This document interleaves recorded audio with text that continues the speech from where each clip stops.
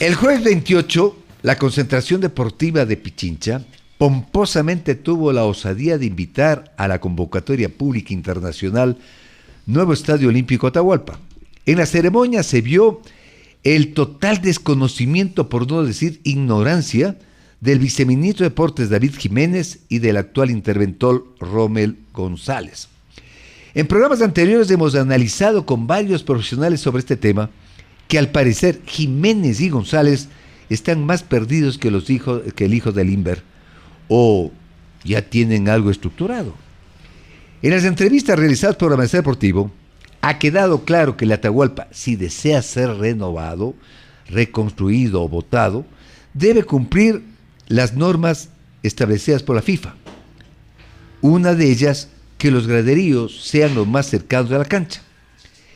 Entregan en la web de CDP una convocatoria pública internacional que busca seleccionar a un único aliado con capacidad técnica, financiera y visión de largo plazo para acompañar a CDP en la viabilidad, evaluación, planificación y análisis del recinto deportivo y multifuncional del mayor proyecto del país. Los interesados en conocer los lineamientos establecidos en la guía única para presentación de expresiones de interés disponible para previa solicitud institucional. En esta mañana tengo el agrado de contar con la presencia del arquitecto Paul Gatchet Giacomenti, arquitecto que hace un par de años presentó un proyecto de rehabilitación integral del Estadio Olímpico Atahualpa. De igual manera tengo como invitado el abogado Michael Aulestia, concejal de Quito, entidad que a través de 2 escrituras donó el Estadio Olímpico Atahualpa del Batán. Bienvenidos, señores, muchas gracias por haber venido a nuestro espacio. Señor arquitecto, buenos días. Buenos días. Por favor, aclaro, mi participación con el Estadio Olímpico no fue hace 2 años. Participé en un concurso hace 10 años, convocado por el Ministerio del Deporte, y yo fui recomendado por la Concentración Deportiva de Pichincha porque había tenido ciertas conexiones de tipo profesional con la concentración. Ellos me recomendaron a mí y concursé y obviamente me dieron, fui el que hizo ese contrato. Vale la aclaratoria, muy valiosa la aclaratoria. El contrato que me contrató el Ministerio del Deporte, que en ese entonces era dirigido por Francisco Ceballos, como ministro, quien obviamente estaba muy interesado en esa obra por ser el futbolista estrella del Ecuador y que tenía a su vez un buen acercamiento con el presidente. Y en ese entonces el Ecuador y el presidente tenían dinero y obviamente este proyecto era totalmente factible. No integral, ¿no? Totalmente integral. Es decir, a mí me contrataron para hacer. Primero hice un levantamiento arquitectónico y de ingenierías de todo el estadio. Ese para establecer ese levantamiento total, un trabajo de levantamiento integral total de la arquitectura y de las ingenierías. Aquí le interrumpo, perdóname arquitecto, para hacer un diálogo. ¿En 10 años puede cambiar las arquitecturas, lo que usted ha hecho? ¿En 10 años puede cambiar? No ha cambiado. Eso cambió durante los 70 años. Porque se fue actualizando. El actual viceministro de Deportes recurrió al Ministerio de Obras Públicas para picar algunas columnas y ver si estaba bien o mal. A ver, por favor, al respecto del trabajo que yo hice, que fue parte del contrato, además de hacer todo este levantamiento, ¿sí? Hice un levantamiento topográfico y mapeo de las fallas que tenía, tan estructurales y arquitectónicas, un mapeo de fallas, porque cuando hacemos los estudios de reforzamiento, los estudios de reconstrucción, tenemos que leer las fallas que tiene, porque las fallas nos avisan los problemas. ¿Sí? Correcto. Hice el estudio de suelos, se hizo un estudio de suelos para verificar lo que estaba y como iba a haber ampliaciones, pues tener los datos necesarios para las cimentaciones de las adecuaciones y de las intervenciones y de las ampliaciones. En palabras criollas, para ver si aguantaba el suelo. Y además para lo que tenía que ser. Este estudio de suelos, además, actualmente, como todo este trabajo se hizo de acuerdo al Código Ecuatoriano de la Construcción SEC 2000 vigente, pues en este estudio de suelos nos salen unos parámetros que utilizamos y le ponemos como parte de las fórmulas para analizar las fuerzas sísmicas que le vienen a la edificación. También extraje de toda la estructura, extrajimos núcleos de concreto, muestras, para hacer ensayos de laboratorio de la resistencia del material del hormigón del estadio. Hay que reconocer que el Estadio Olímpico es un edificio. Es un edificio hacia la 6 de diciembre y un poco de la fachada sur y un poco de la fachada norte. Pero hacia el oriente, todo lo que es la general, no es ningún edificio.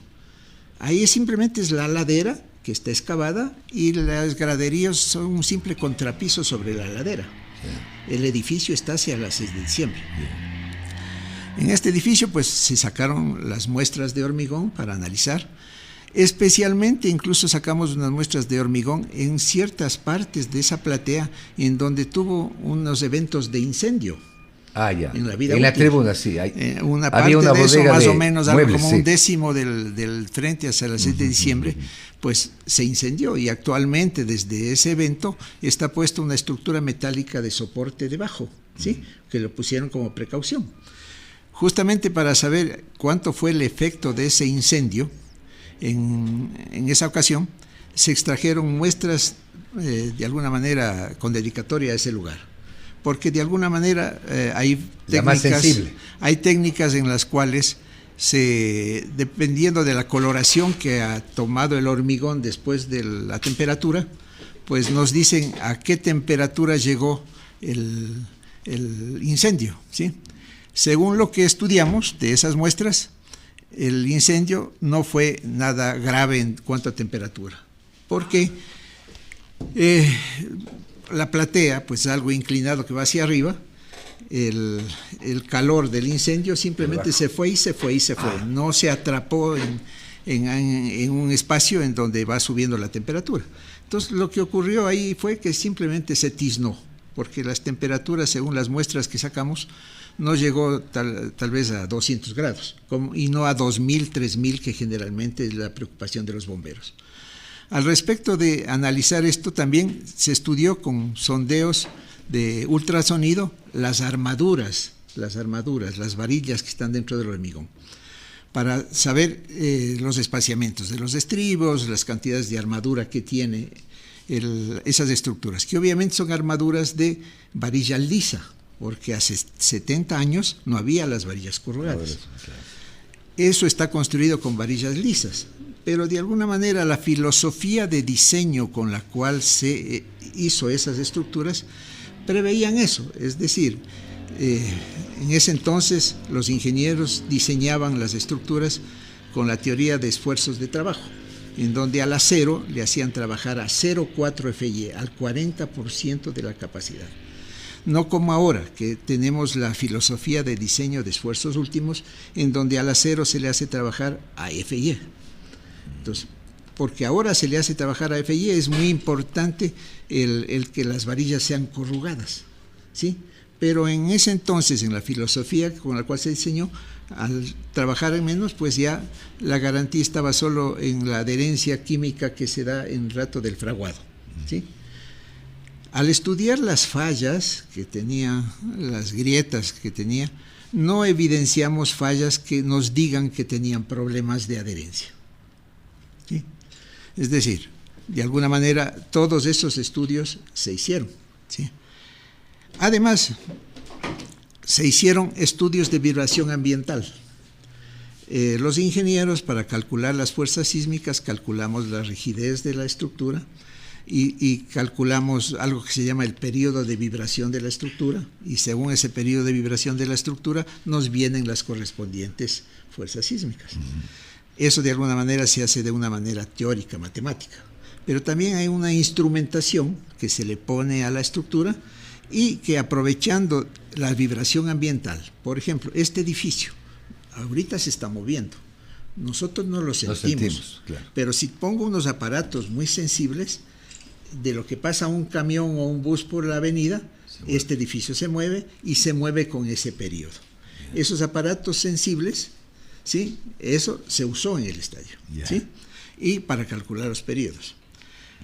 Con todo esto se hizo un análisis de vulnerabilidad de las estructuras y los correspondientes recomendaciones de reforzamiento. Los reforzamientos están dados o se dieron para cumplir ya con las nuevas exigencias, las nuevas normas, ¿sí? Antes, de alguna manera, cuando uno calculaba, la fuerza sísmica que nos llegaba a las estructuras era un 10% del peso. Pues actualmente con las nuevas normas sísmicas ya nos llegan el 20, el 30%, es decir, son más críticas, ¿sí? Entonces, para analizarle al momento actual y reforzarle para que esté bien al momento actual. Entonces, se propuso los correspondientes reforzamientos. Los reforzamientos en el estadio son fáciles de hacer. No es como decir en este edificio, ahorita quiero hacer un reforzamiento y para hacer reforzamiento tengo que limpiar de paredes la estructura para poder trabajar a la estructura.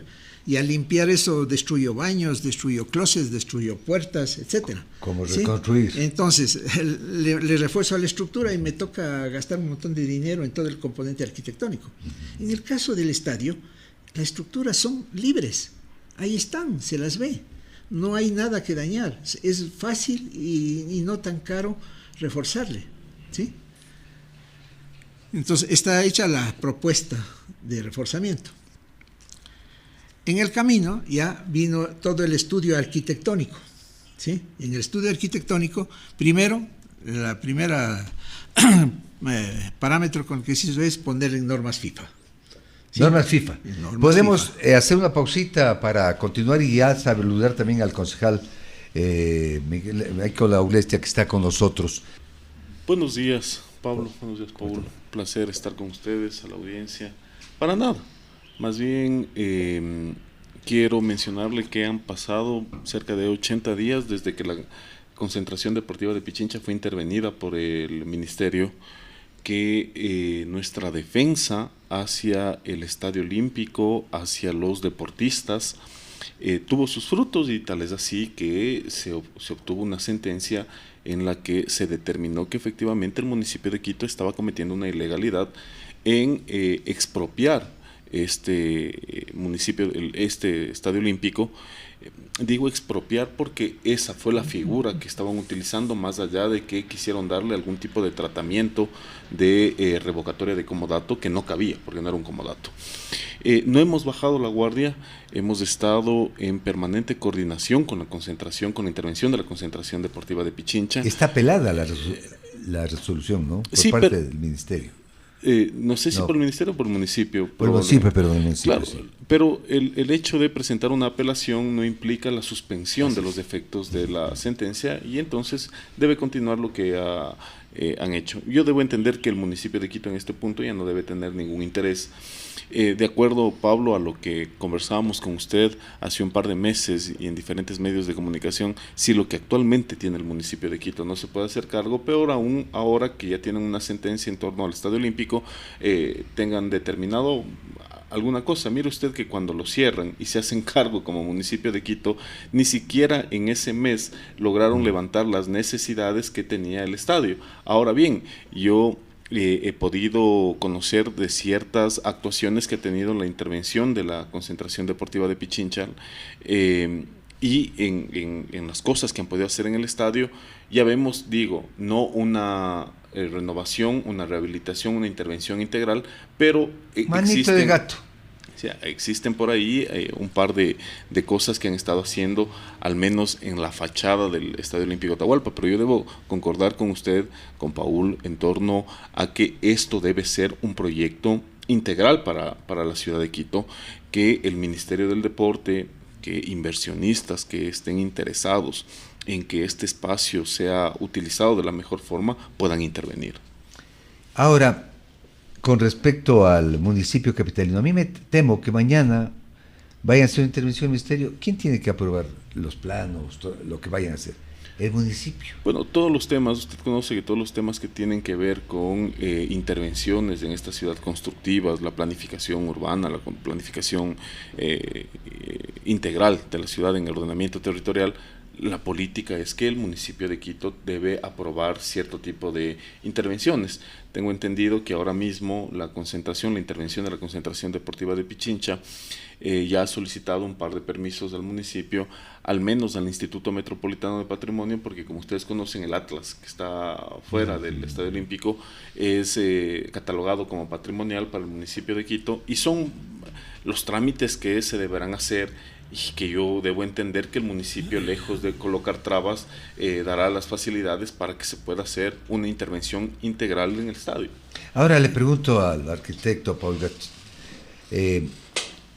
se dice que el estadio para ese entonces era ideal, pero que hoy el estadio debe irse para atrás para hacer una gran plaza en la parte delantera y conectar con el Boulevard de las Naciones Unidas, es decir, botar el estadio. A ver, al respecto de esto, en mi proyecto consideramos este asunto. Cuando hablamos de un monumento, sea cual una iglesia, sea cualquier edificio que le queremos dar característica de monumento, parte esencial de un monumento es tener una plaza, nacer de una plaza. En el caso del emplazamiento actual del Estadio Olímpico, está al lado de una avenida, y más parece una parada de buses que un estadio, por esa mala proximidad que hay. Al respecto de esto, se planteó en su momento, cuando yo hacía el proyecto, porque me reuní con gente del municipio extraoficialmente, ¿sí? Porque dentro de mi planteamiento era soterrar la 6 de diciembre. Es decir, un paso deprimido. Soterrar la 6 de diciembre y las Naciones Unidas en ese esquema. Y ahí existe esa plaza. Algo que tarde o temprano el municipio, por el tráfico, tiene que hacerlo. Yeah. ¿Sí? Tiene que hacerlo. Ese soterramiento puede ser tan complejo o tan simple. Es complejo si es que yo quiero dar la solución a 2 curvas izquierdas que hay ahí, lo cual me obliga a hacer un soterramiento de 3 pisos. Pero haciendo un soterramiento simple de un solo piso, en donde los semáforos que están arriba los pongo debajo de la losa, ¿sí? Ya es un soterramiento de un solo piso, ¿sí? Ese mantener lo que tiene actualmente, es decir, pero debajo, sí. Ya. Y eso es consecuente, además, si hago el soterramiento de las 2 curvas de izquierda es cuando quiero desalojar el tráfico, pero si el tráfico se me para una cuadra más allá por la parada del trole y otra cuadra más allá por la otra parada del trole, no tiene sentido un soterramiento complicado. Es suficiente el soterramiento de un solo piso. Y con eso, el ilustre municipio de Quito le entrega en bandeja de plata al Estadio Olímpico una losa encima en donde se hace la plaza.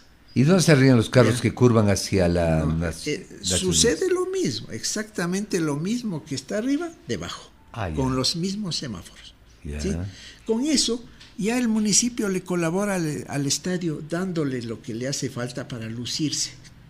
Ajá. La concentración deportiva de Pichincha, habida cuenta de que lo que tiene el estadio para la concentración simplemente es un objeto que ella alquila, vive del alquiler del estadio. Y además, toda la fachada del estadio le hizo un parqueadero en donde parquean buses, ¿sí? Afeándole la presencia del estadio, la misma concentración deportiva de Pichincha con ese parqueadero. Esa su teoría es no votar. No votar, simplemente darle lo que le hace falta. Y lo que le hace falta, el municipio tarde o temprano tiene que hacerlo por el tránsito. Además, ahí tiene el municipio algo que es crítico y que va más allá cuando pensamos en el urbanismo de la ciudad. Toda esa zona fue diseñada en toda su red de alcantarillado para una realidad en donde el coeficiente de uso del suelo era 35%, el 70% iban a ser jardines y el 30% iba a ser construcción. Cuando llueve, el agua se infiltra. El 70% del agua que llueve, el 70% del área infiltra. Desde hace mucho tiempo ya no se infiltra nada, porque todo está construido, todo está de concreto. Ahora, 100% del agua lluvia, se va a las canalizaciones. Además, las ordenanzas por las cuales estuvieron hechas esas canalizaciones fueron ordenanzas para casas de 2 y 3 pisos. Desde hace 15 años ya hay edificios de 14 pisos, y ahora se están haciendo edificios de 30 pisos. Todo el agua servida que están mandando esa nueva densidad de construcción van a las mismas alcantarillas, las cuales están por colapsar o están colapsadas. Ya se han dado casos en donde se ha inundado en buenas lluvias. La misma plataforma gubernamental se inundó el mismo año que se inauguró, ¿sí? Todo eso ha pasado, ¿sí? El municipio ya tiene que agarrar ese macro problema, y una de las maneras es agarrarla en ese sitio y hacer un túnel, alcantarilla, por debajo del parque metropolitano y desalojar esas aguas al valle de Cubayetú. ¿Hay algo en el municipio sobre eso, don Ese tipo de cosas macros hay que hacerlas. ¿Hay algo en el municipio? Pablo, nosotros tenemos un plan metropolitano de ordenamiento territorial, un plan de uso y gestión de suelo, que, digo, con las críticas que yo pueda tener a la administración, hay temas muy técnicos en los que intervienen profesionales que evidentemente no hay una suerte de colocar, si yo quiero tener 20, 25, 30 pisos en una avenida, en una calle. Eso se acaba de aprobar en mayo del 2024, la actualización del plan de uso y gestión de suelo, que en efecto en esta zona, en la avenida de los Chiris, República del Salvador y las transversales, se ha dado algún tipo de concesión para que los predios puedan crecer en altura. Eso es lo que necesitamos como ciudad, Paul, que si bien tenemos también un estudio sobre cargas, descargas de los servicios que tenemos, esto no quiere decir que estemos a punto de colapsar. Esto no es verdad, esto no es cierto. Digo... Ni hoy ni en cuántos años. Bueno, para eso están las empresas que brindan los servicios en esta ciudad. Entonces no es cierto que estemos a punto de colapsar, porque sería irresponsable de mi parte, como autoridad de esta ciudad, decir una cosa que puede escandalizar a los vecinos de este sector. No es que las cosas se hagan de manera desordenada. Esta ciudad por mucho tiempo ha pasado, sí, por administraciones que, digo, lamentablemente no han tomado decisiones, no ha habido ordenamiento de esta ciudad. Esta ciudad tiene diferentes planes, Pablo, y yo he sido el primero, por ejemplo, en criticar cuando digo esta ciudad es sobrediagnosticada, varias consultorías, varios planes en los diferentes niveles, y que hay que comenzar a ejecutar. Lo otro, digo, son opiniones respetables que se pueden hacer en la ciudad de Quito, pero no quisiera escandalizar en torno a los servicios que puedan existir en este sector al menos. Ahora, al momento, le digo al arquitecto Paul Gachet, al momento que se quite, estoy de acuerdo con el estacionamiento en la plataforma del estadio, se necesita hacer estacionamientos subterráneos. O había un gran proyecto aquí en la Carolina de hacer estacionamientos. ¿Dónde irían los carros? A ver, al respecto de los estacionamientos, si hablamos de que el estadio va a tener 50,000, pues el pretender cumplir normas de estacionamiento para eso involucra, qué sé yo, hacer un macro parqueadero tal vez de qué sé yo, 8, 10,000 vehículos, para lo cual necesito medio parque La Carolina. Entonces, en el caso del Estadio Olímpico, el criterio al respecto de parqueaderos para los espectadores es no hay. El espectador tendrá que educarse y llegar al Estadio Olímpico en bus, en trole, en taxi, etc. ¿Sí? Yo planteé un parqueadero de 3 niveles delante, ¿sí?, con el objeto básicamente de que sea un parqueadero que pueda ser en el día a día utilizado por la ciudad. ¿Para cuántos vehículos? Como 1,200 parqueos, sí, en la parte frontal. Para esto yo tuve conversaciones con gente del multicentro y gente, del centro comercial Equicentro, y con los multicines que en ese entonces estaban en problemados, ¿sí? Supercines. Ellos estuvieron interesados en invertir en hacer ese parqueadero, ¿sí? Y ese parqueadero no bajo, en el delante, sí. Entre la avenida y el estadio, sí. Estuvieron interesados, obviamente iban a financiar y poco a poco iban a cobrar la inversión, y tarde o temprano y ese parqueadero iba a ser de la concentración deportiva, y el dinero que iba a recaudar día a día alquilando ese parqueadero iba a servir para que los 80 millones, los 100 millones que a lo mejor se iban a invertir en esa intervención, no se vuelvan a deteriorar.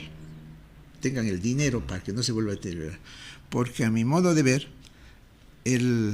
una inversión de 100 millones de dólares, pues el estadio no es capaz de producir, ni siquiera para pagar los intereses. Y ese creo que es uno de los problemas. Y el inversionista lo que busca es recuperar y ganar. Primero, tener la seguridad de recuperar su dinero.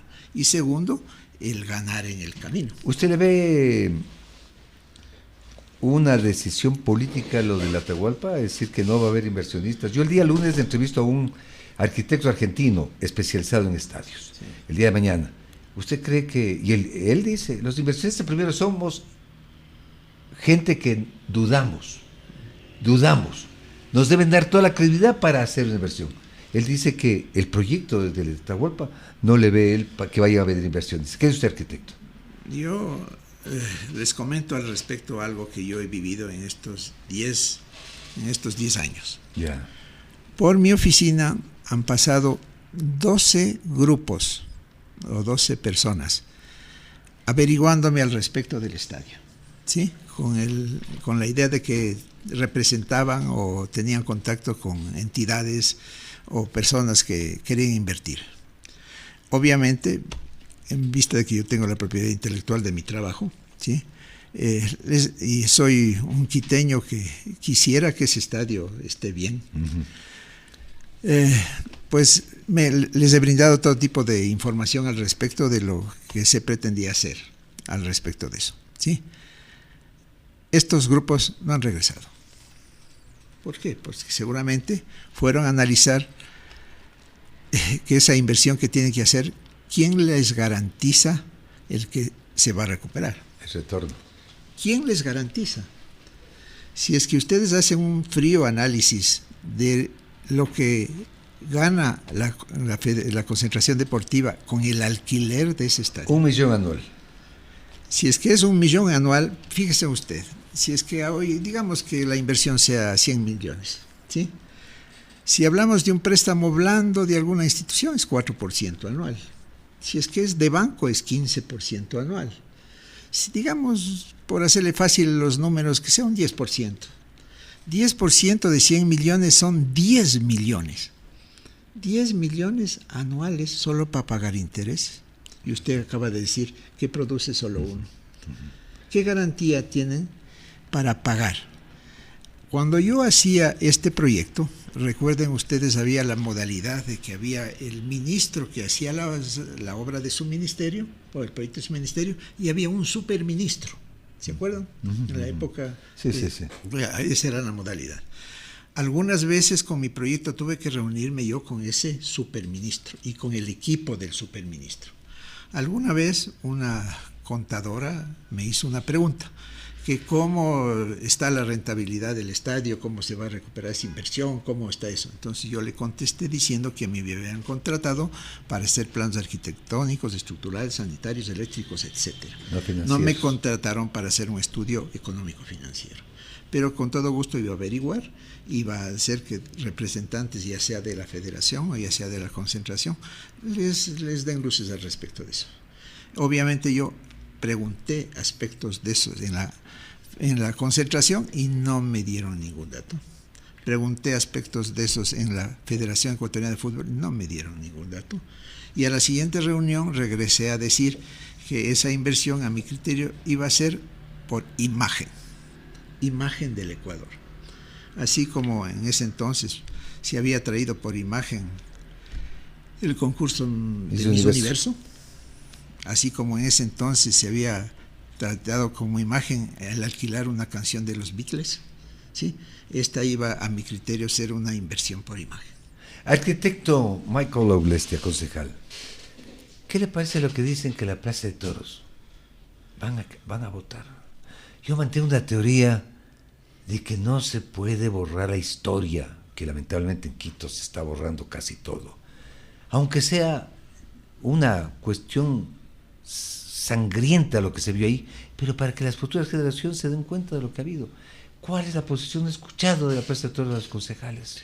Yo concuerdo con usted. en que no podemos borrar la historia de nuestra ciudad.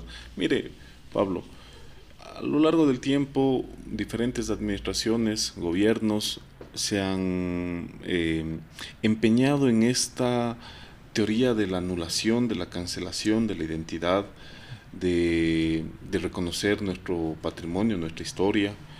Ahora, mire, Pablo, por cosas que no dependieron de mí, sino del Consejo Metropolitano, presido la Comisión de Áreas Históricas del Consejo Metropolitano de Quito, y entre otras cosas yo había solicitado a partir de esta noticia que me den informes las entidades municipales, sobre todo las que tienen que ver con el inventario patrimonial, si la Plaza de Toros Quito tenía algún tipo de protección.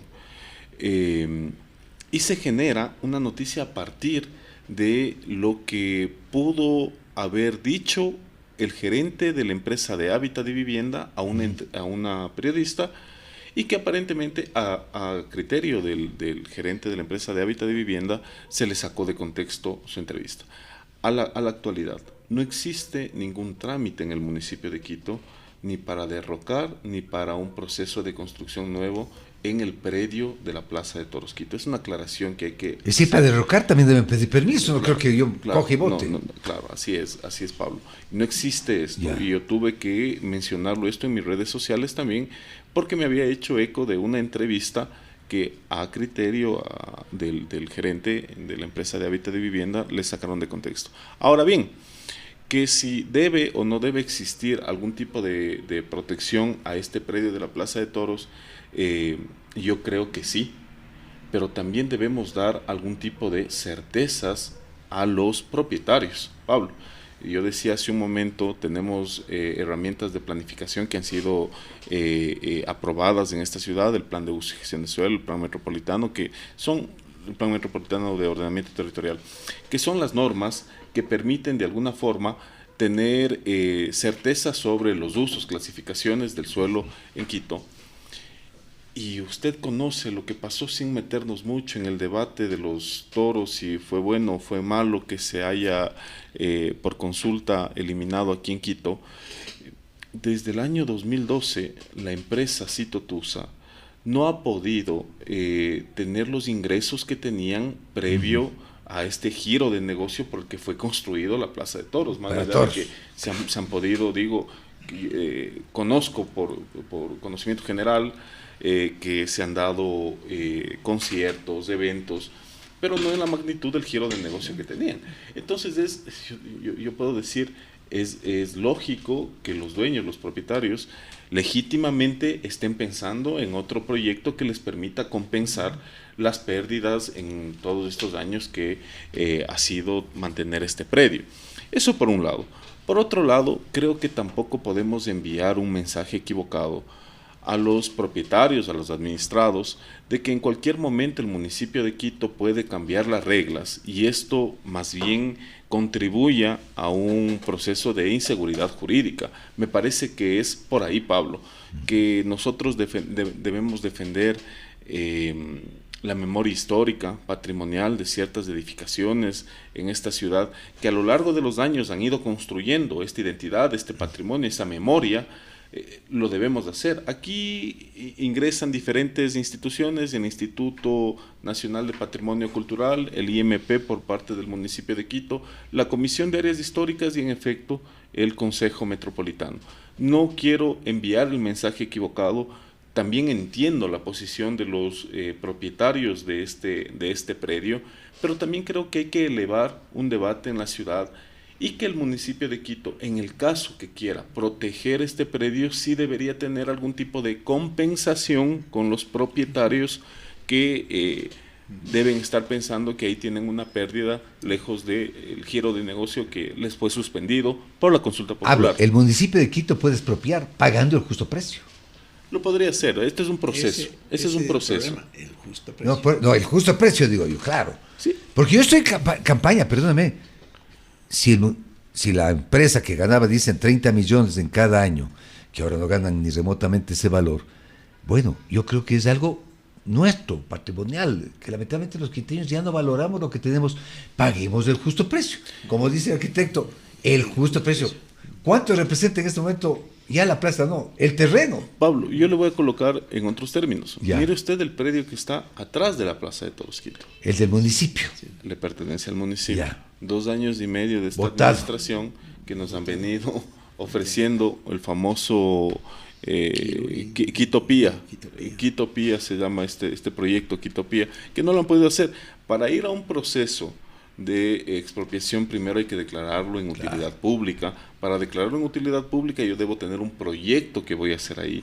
Insisto lo que inicié en esta entrevista. Si lo que tienen no han podido administrar, imagínense el municipio de Quito expropiando este espacio. Ahora bien, esta es una zona en la ciudad que debe crecer en altura, que tiene servicios, que tiene ahí a la puerta una parada del metro de Quito, que son estas microcentralidades que deberían desarrollarse desde el punto de vista urbanista.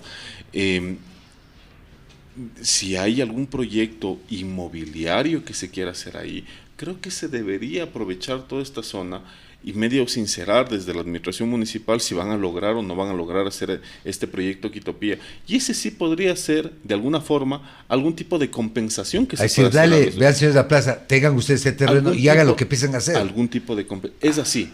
Es así, esas son las cosas que se podrían hacer, pero sí hay un debate y yo sí quiero rescatar esto, Pablo, Paul, a la ciudadanía que nos escucha. Hay un debate del patrimonio en la ciudad, hay una defensa de lo que la gente ha ido creando a través del tiempo como este patrimonio histórico, de la memoria histórica de Quito, que a nosotros nos corresponde defender. Pero Michael, los que nos van y nos vienen, salvo unos. Ve, el Hotel Quito. No sé si gracias a los moradores del sector, el Hotel Quito no han votado. No sé si eso todavía está en expectativa, porque he oído, bueno, el Hotel Quito no te vamos a topar, aunque sé que está destruyéndose, pero queremos los parqueaderos para hacer los edificios. Entonces, ¿qué mismo queda con ese Hotel Quito? Vea, Pablo, usted dice algo bastante interesante. Aquí existió una defensa del Cabildo Cívico de Quito para que no se construya en los parqueaderos. Nunca fue, entiendo que el proyecto ni la intención derrocar el Hotel Quito, nunca, que ese sí está inventariado. Esa construcción está inventariada.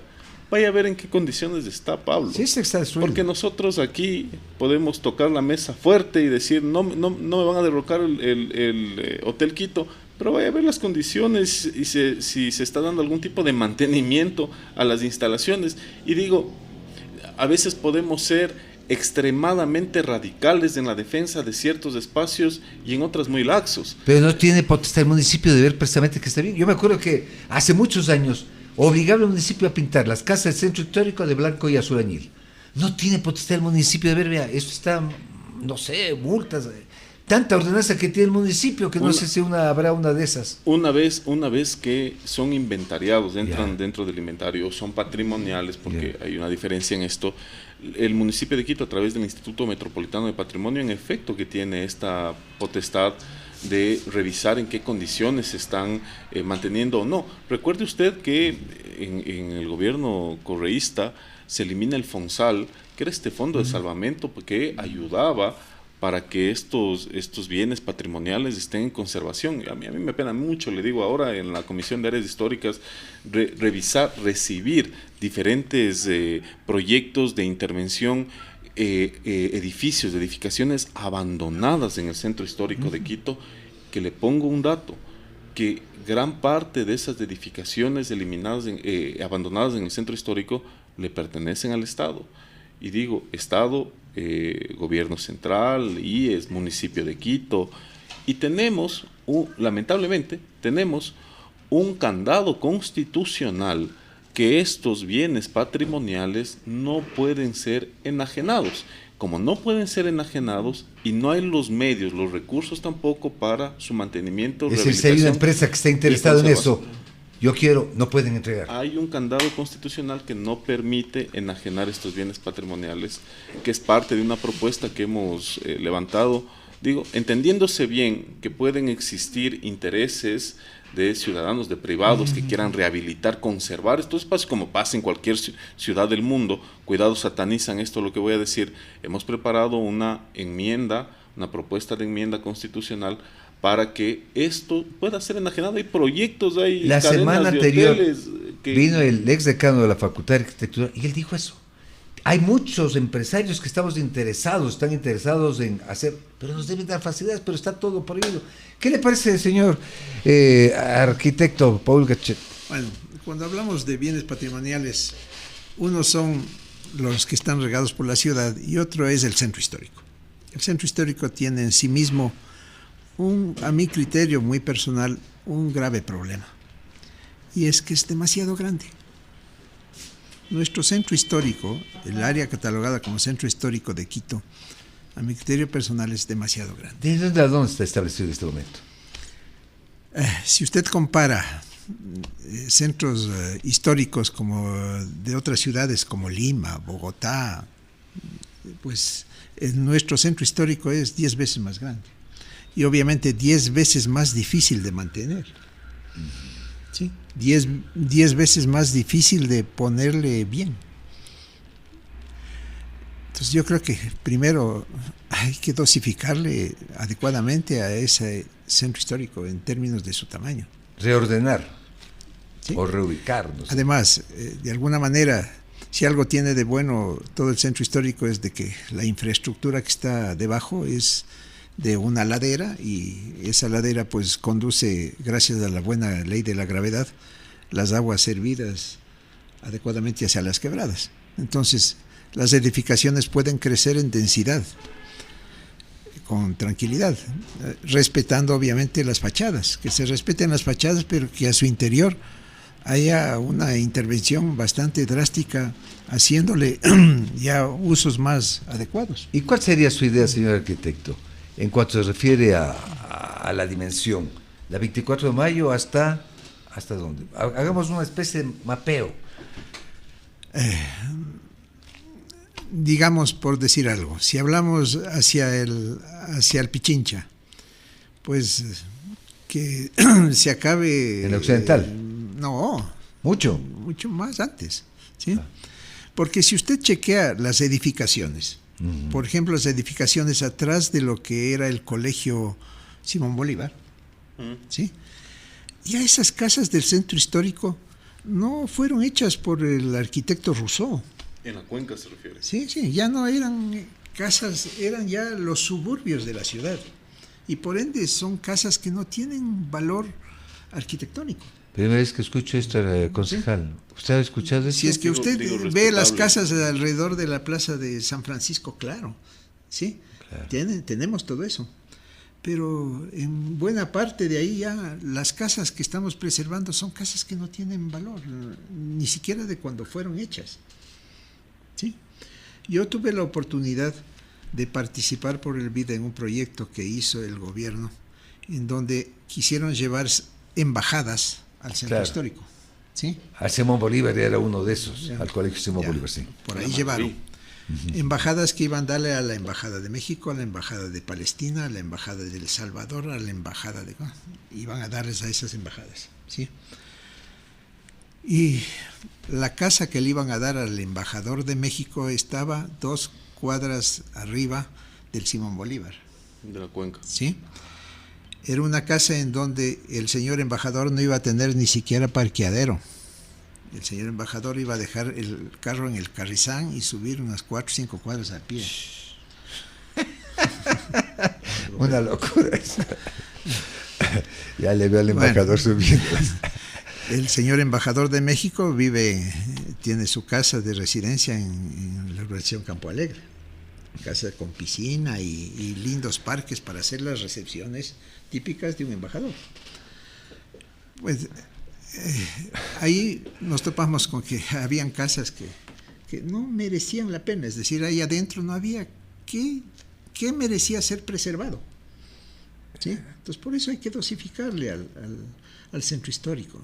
Ese es uno de sus problemas. Yo estoy de acuerdo en esta última parte, en la que sí hay que sincerar las cosas que deben tener algún tipo de protección o de valor patrimonial. Yo concuerdo completamente. Creo que sí hay que revisar caso por caso. Usted hizo una alusión clara, por ejemplo, que tenemos que proteger las fachadas. Es lo que sucede ahora mismo en la parada del metro de Quito de San Francisco. Todo a su interior fue modificado, se acopló a una parada pero por fuera se está manteniendo la fachada que usted hacía referencia. No solo el centro histórico de Quito es un núcleo histórico, tenemos varios núcleos históricos aquí en la ciudad de Quito, el núcleo histórico de Guápulo, tenemos casas inventariadas en el sector de la Mariscal, en las diferentes parroquias rurales de Quito también tenemos muchísimo valor patrimonial histórico. En la Magdalena, por ejemplo, tenemos bienes patrimoniales históricos que nos corresponden a nosotros proteger, preservar. Creo que yo voy a insistir en esto, Pablo, el debate sobre la defensa del patrimonio debe ser, promovido por los medios de comunicación, por nosotros, autoridades, municipio de Quito, pero sí creo que existe todavía esta defensa de lo patrimonial en Quito, y eso es lo que hay que discutir y eso es lo que hay que todavía defender. Lo otro es que nos echemos al abandono y que dejemos que las cosas sucedan. Yo quiero agradecer al arquitecto Paul Gachete que ha venido acá a decirnos, nos descubre esto de la ubicación del patrimonio que tenemos en la capital los ecuatorianos, y al abogado Michael Aulestia, concejal de Quito. Hay que trabajar por Quito, por la ciudad que lamentablemente los que quieren perder y borrar la historia. Muchas gracias, ya volvemos con ustedes, amigas y amigos.